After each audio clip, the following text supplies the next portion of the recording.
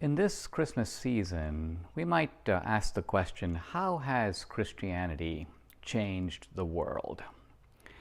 Now, I want to argue here that Christianity introduced to the world the idea of compassion and indeed of universal brotherhood. Now, at first glance, this may seem kind of absurd. Isn't compassion something that is embedded in human nature? Well, actually, no. When I was growing up in India, we learned a proverb which goes like this: the tears of strangers are only water.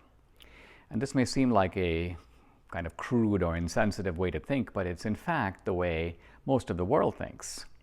In other words, we owe obligations to those who are around us, or near us, or part of us, our family, our friends, our tribe, our community.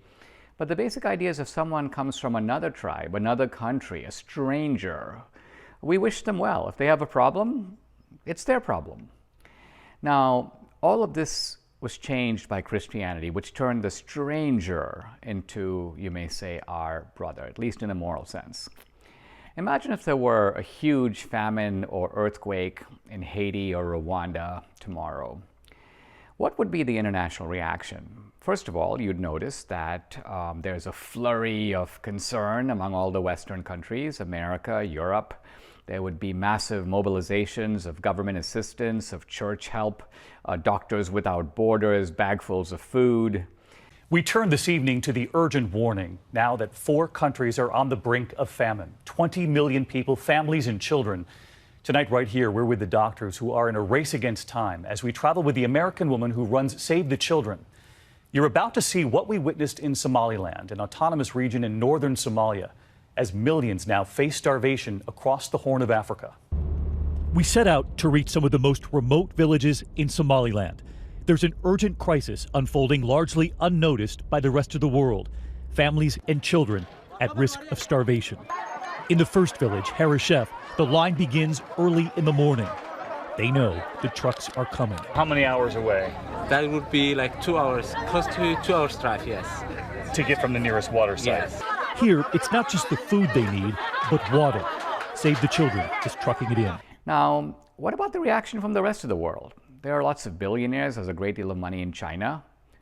But what's their reaction? In general, nothing. What about the Arab world? There's a lot of money, oil money in the Arab world, but by and large it's almost as if the catastrophe never happened. They would look at it with a sort of indifference. And this is my point.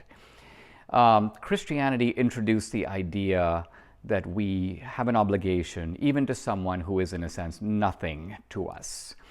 And this is a very powerful idea that now shapes the world. It dominates the way we think about morality. Even our rhetoric of social justice is anchored in the idea of empathy or compassion, our fellow feeling to others.